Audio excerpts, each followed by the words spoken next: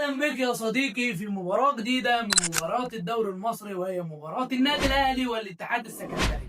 المباراة اللي هتتلعب في الجولة ال11 من الدوري المصري.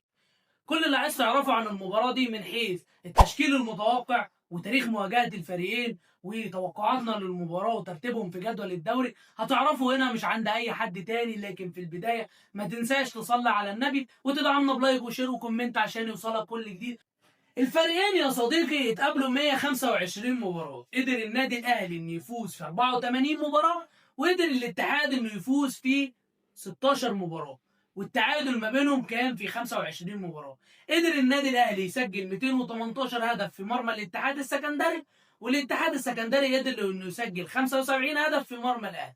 وكانت أكبر نتيجة هو فوز الأهلي بنتيجة 6-0. أما عن التشكيل المتوقع يا صديقي فهنلعب في حراسة المرمى بمحمد الشناوي، قدامه اتنين ياسر ابراهيم وياسين مرعي، وعلى الشمال هنلعب بكوكا، وعلى اليمين هنلعب بمحمد هاني. قدامه ثلاثه في وسط الملعب مروان عطيه ومحمد علي بن رمضان ومحمود حسن تريزيجيه. قدامهم ثلاثه اشرف بن شرقي في ناحيه الشمال وزيزو في ناحيه اليمين. قدامهم مهاجم صريح وهو جرادي شور.